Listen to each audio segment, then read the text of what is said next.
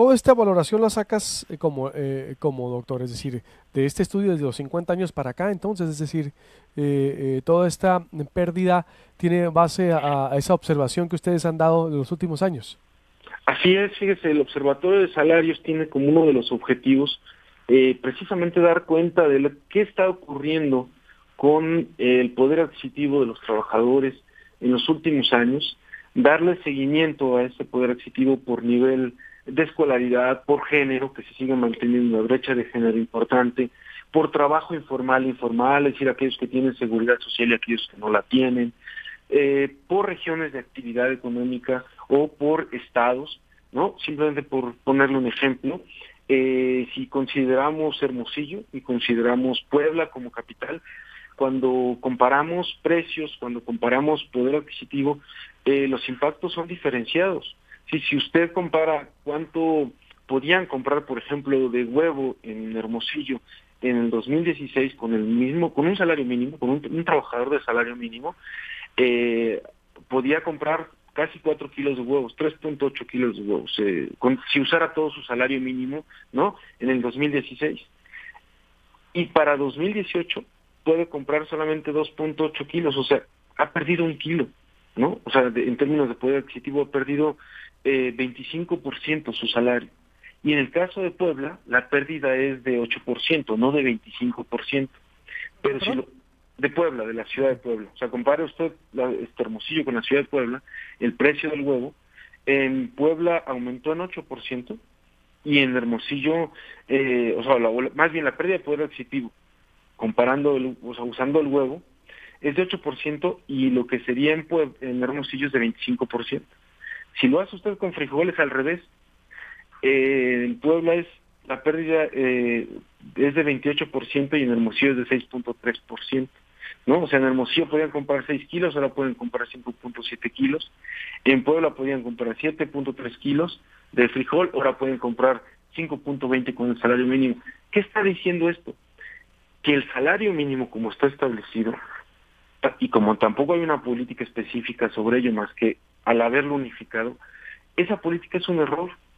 En los Estados Unidos establecen un salario por región, atendiendo a la productividad de cada región, al nivel de precios de cada región.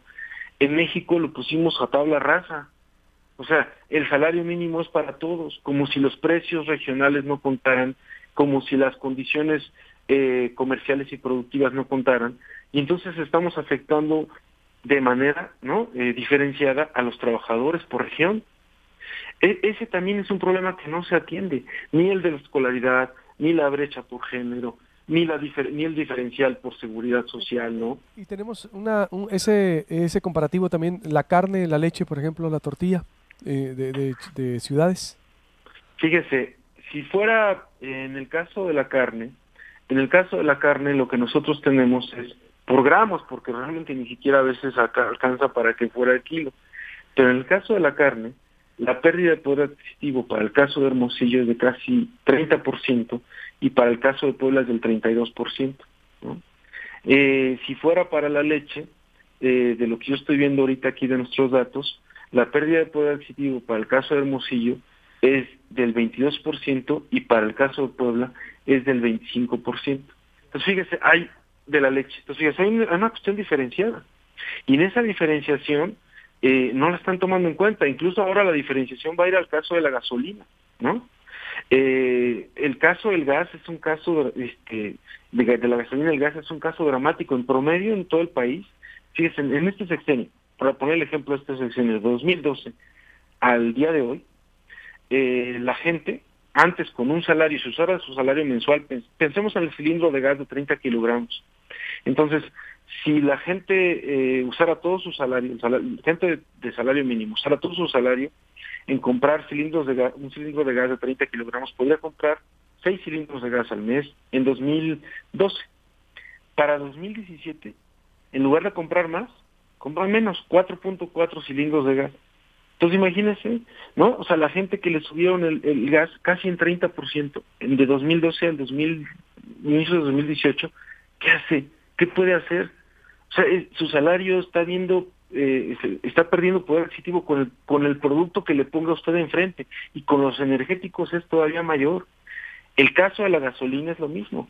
Podía comprar un trabajador de salario mínimo en el 2012 7.5 litros de gasolina si usara todo su salario para ello diario, el salario diario.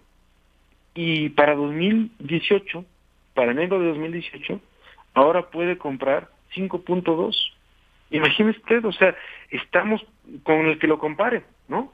O sea, aquí la pérdida es del 28%, con el cilindro de gas es del 27.2%, pero entonces usted puede ver que los energéticos están subiendo dramáticamente. Nos habían prometido con la reforma energética que iban a bajar, que íbamos a tener luz más barata, gas más barato, gasolina más barata, y no se ve por ningún lado. Ni se ve tampoco que en el corto plazo eso sea. Eso le pega a los precios de los perecederos, eso le pega a los precios de los productos básicos o de una canasta básica, y tenemos entonces, pues que ahí está la explicación de las pérdidas de poder adquisitivo ya en tiempos recientes, ¿no? O sea, energéticos está dirigiendo de alguna manera, o más bien los energéticos ahorita están dirigiendo la pérdida de poder adquisitivo en el último año y medio que han tenido los mexicanos. Entonces, en todo hemos perdido poder adquisitivo de mosillenses, retomando en huevo, frijol, carne, leche, gas, gasolina, es decir, todo podemos comprar menos. Así es, en todo podemos comprar menos. Y entonces la gente lo que hace es, muchas veces, fíjese, sustituir productos por unos más baratos, si es que los encuentra, incluyendo alimentos. Miren, nosotros hemos encontrado que en los últimos 30 años, que es cuando viene lo del Tratado de Libre Comercio, la integración de México a los Estados Unidos, el precio de los alimentos se ha disparado significativamente, de cosas o productos básicos como el arroz o el frijol, ¿no? El maíz. Entonces, lo que antes muchos mexicanos comían, que era una comida de arroz con frijol o de arroz con maíz, muchos nutriólogos saben que combinaciones de este tipo pues producen una proteína o generan proteína, una proteína incluso tan significativa e importante como la carne, y que con ese aumento de precios en los últimos 25 o 30 años, la gente se movió. Es decir, no puede seguir comiendo frijol y arroz, o come uno o come el otro, o incluso ninguno, y se mueve entonces a las pastas. Pero al moverse a las pastas, es decir, en una casa, donde usted iba, en una casa humilde, donde podía llegar y comer frijol, o un caldo de frijoles, ahora dan un caldo, pero que es con pasta. Y ese ya no tiene el componente proteico que tenía esa combinación de frijol con arroz, solamente tiene hidratos de carbono o carbohidratos. Y ahí está parte de la explicación también de que el mexicano se ha vuelto más obeso, es decir, en su cambio en su régimen alimenticio, es porque han cambiado los precios de productos básicos que antes tenían cierta estabilidad. Entonces, ahí está también parte de la explicación de nuestros problemas crecientes en salud. No es solamente que el poder adquisitivo nos alcance a menos, sino que dirige a que tengamos problemas de salud porque cambiamos régimen alimenticio, porque sustituimos alimentos, porque bueno, las familias de alguna manera tienen que buscar sobrevivencia, y las que no hacen esa sustitución y que dicen yo no voy a perder poder adquisitivo, o se van a los Estados Unidos o dirigen a su gente, a los hijos, a los padres incluso, pues al crimen organizado. O sea, estamos dirigiendo a la población al crimen organizado con este tipo de cosas. ¿Qué tiene que pasar, doctor Miguel Santiago Reyes, director del Observatorio del Salario de la Universidad Iberoamericana para el Proyecto Puente Hermosillo, Sonora? ¿Qué tiene que pasar entonces para que cambie esta situación? Porque por lo que veo, entre más pasa el tiempo, no están vinculados los salarios a la producción, a la Comisión Nacional de Salarios, a los trabajos. Es decir, estamos perdiendo el poder adquisitivo, es decir, el poder comprar, compramos menos, la inflación, todo esto de diagnóstico, pues vamos de mal en peor. No me gusta ser así tan pesimista, pero lo que me está diciendo usted es eso. Sí, fíjese que efectivamente vamos de mal en peor. Mire, tenemos que cambiar nuestra visión de país. O sea, nosotros no podemos seguir integrados al mercado internacional, al mercado norteamericano, como un país de bajos salarios. O sea, en la renegociación del Tratado de Libre Comercio, los canadienses y los norteamericanos decían que México tendría que elevar sus salarios porque esa era un arma para ellos obviamente, o sea, como de una competencia desleal, porque nuestros salarios o tenían un diferencial muy importante respecto al de ellos. Le voy a poner varios ejemplos. Mira, imagínense que la ciudad de Hermosillo, la Ciudad de México, la Ciudad de Puebla, las grandes ciudades del país, están pagando en términos de lo que llaman dólares por paridad de compra. O sea, paridad de compra es que consideramos tipo de cambio y también precios, inflación. En paridad de compra, $1.66 la hora. Pero que ciudades norteamericanas como San Antonio, como Texas, Dallas está pagando 7.25 la hora. O Chicago, que es una de las zonas que también, a donde van muchos mexicanos, está pagando $11 la hora. O la ciudad de Los Ángeles, o las zonas conurbadas que están cerca de Los Ángeles, lo están pagando a $10 la hora. Y si se quisieran ir a Canadá, en Vancouver la hora está en $9.6 la hora. Si usted dijera, es que sabe que somos muy diferentes a Canadá y a los Estados Unidos, como dijeron las cúpulas empresariales que se negaron a ello, y no la Coparmex, que fue la única que dijo que sí había que aumentar salarios, el Consejo Coordinador Empresarial que se negó a ello, la misma Presidencia de la República, el Gobierno de la República, ¿qué dijeron? Es que somos muy diferentes productivamente. Y fíjese, la productividad de México con respecto a la de Estados Unidos es 3 veces la diferencia. Pero los salarios tienen una diferencia entre 4.3 veces y 7 veces. Entonces, ahí no me está usted diciendo, ¿no?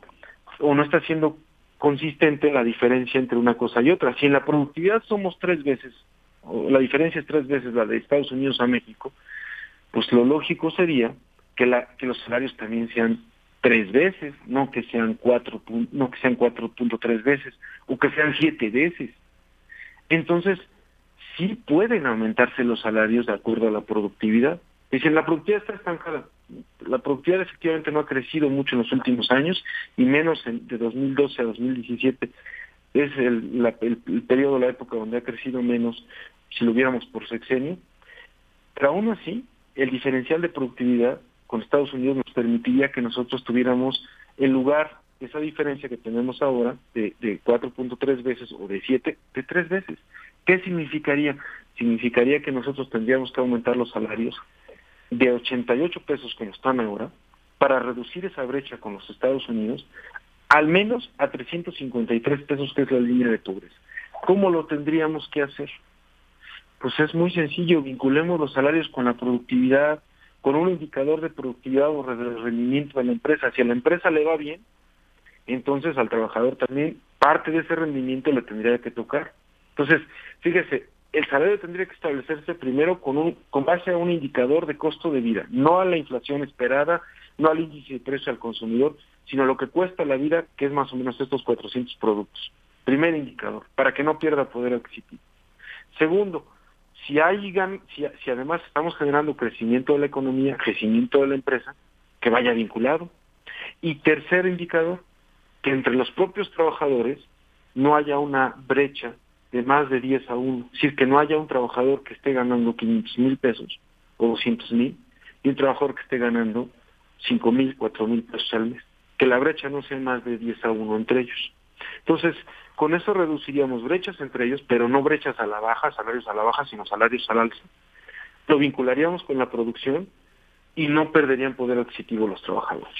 Por último, ¿puede presentarse, no sé si tenga ahí en la mano, cómo está Hermosillo en comparación de todas las demás ciudades, en el 5º lugar, 10º lugar, en el primer lugar de la pérdida de poder adquisitivo? Mire, qué bueno que me lo pregunta, porque efectivamente ahorita no lo tengo a la mano, pero porque va a ser un estudio que nosotros vamos a sacar a finales de abril, mediados de abril, entre mediados y finales de abril, vamos a sacar un estudio de poder adquisitivo, de salarios por región, de todas las ciudades mexicanas en los últimos años, y vamos a poner una canasta ideal. Vamos a poner el valor de la canasta ideal para cada ciudad. Le voy a poner un ejemplo. Nosotros hicimos un estudio de lo que sería el salario mínimo ideal para todo el país. Y decimos que el salario mínimo ideal para todo el país, para que la gente tenga un nivel adecuado de vida, de bienestar, sus hijos tengan un nivel adecuado de vida, una familia promedio de 4 personas, debe de ser de 19,000 pesos al mes. Casi 590 pesos diarios. ¿Para qué? Eso es a nivel nacional, pero nosotros ahora lo vamos a establecer por ciudad y por estado. Lo vamos a sacar para 590 pesos diarios en promedio para el país. Pero ahora lo vamos a sacar para Hermosillo, para Puebla, para la Ciudad de México, para Obregón, para Monterrey. Vamos a sacarlo para las ciudades de México y lo vamos a publicar un poco antes de lo que es el 1 de mayo, que es el Día del Trabajo. Si ustedes son tan amables se los mandamos y de reproducirlo por esas fechas, vamos a saber cuánto ha perdido tu poder adquisitivo Hermosillo en relación a todas las demás en promedio, pero además cuánto debe de ser por esa misma razón el salario de la gente que está en Hermosillo, que está en Ciudad de Obregón, de la zona donde están ustedes, pero también de toda la República Mexicana. Pues estaremos, por lo pronto no está, pero por lo pronto me quedo, nunca nos habían dado una aproximación.